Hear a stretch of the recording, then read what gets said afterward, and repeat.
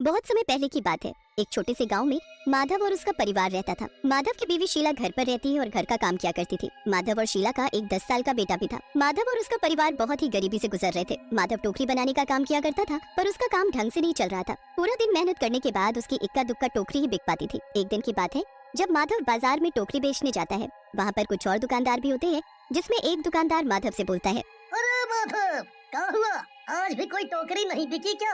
मैं तो तुझे कब से बोल रहा हूँ कि कुछ और काम धाम कर ले, पर तू है कि सुनता ही नहीं। काम तो तब करूँगा ना जब मुझे कुछ और आता होगा। हाँ, ये बात भी तो है। घर के हालात बहुत बुरे हैं भाई, कभी कभी तो भरपेट खाने को भी नहीं मिलता। एक काम क्यों नहीं करता?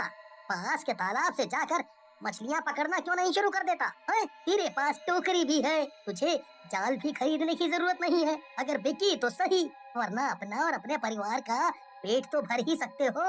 हाँ भाई, ये बात तो तुमने सही कही। मैं कल से ही मछली पकड़ने का काम शुरू करता हूँ।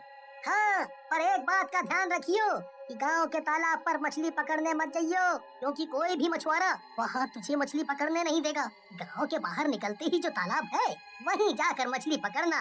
बस फिर अगले दिन से माधव मछली पकड़ने के लिए जाने लगता है। माधव को देखकर राहुल भी उसके साथ जाने की जिद करने लगता है। ज्यादा जिद करने पर माधव उसे अपने साथ ले जाता है। माधव राहुल को अपने साथ मछली पकड़ने के लिए ले जाता है। वो राहुल को पहले नदी के किनारे रखे एक पत्थर के ऊपर बैठा देता है और फिर टोकरी लेकर नदी के थोड़ा अंदर जाता है। तभी उसको पानी में एक बहुत बड़ी मछली दिखाई देती है। राहुल उस मछली को देखकर जोर जोर से चिल्लाने लगता है, पापा, पापा, देखो कितनी बड़ी मछली। कहाँ है बेटा? वो देखो पापा, उस साइड। जल्दी पकड़ो उसे वरना वो भाग जाएगी। हे भगवान, ये तो बहुत ही बड़ी मछली है। इस छोटी सी टोकरी से मैं इतनी बड़ी मछली को कैसे पकड़ूंगा? कोई बात नहीं पापा, मैं आपकी मदद करता हूँ। अरे नहीं बेटा, तुम यहाँ मत आओ।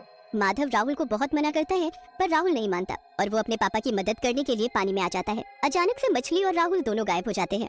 माधव राहुल को जोर जोर से आवाज देने लगता है, पर राहुल का कहीं भी नामो निशान नहीं होता।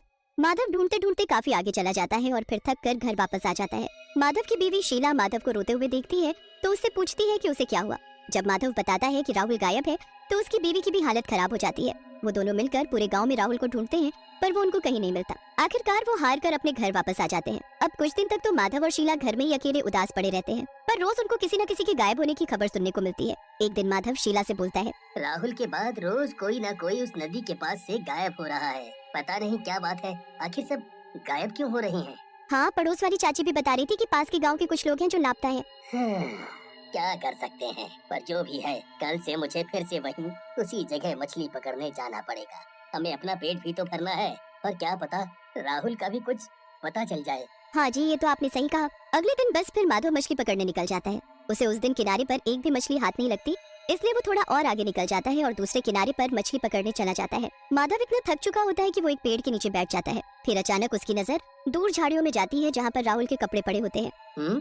ये तो वही कपड़े हैं जो उस दिन राहुल ने पहने थे। मतलब राहुल यहाँ था, पर अब वो कहाँ है? क्या उसे कोई जानवर खा गया? हे भगवान, मेरा बेटा। माधव राहुल के कपड़ों को हाथ में लिए यहाँ वहाँ भटकने लगता है और उसे ढूंढने लगता है कि तभी उसे वही बड़ी मछली की पूंछ तालाब के किनारे दिखती है।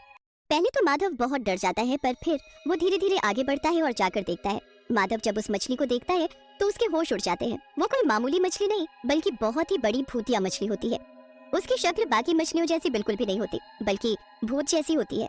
ये जरूर वही मछली है जो मुझे इस तालाब में दिखाई दी थी। मतलब ये वही मछली है जिसने गांव वालों को गायब किया है। मुझे तो कुछ समझ नहीं आ रहा, मैं क्या करूं? मुझे तो पूरा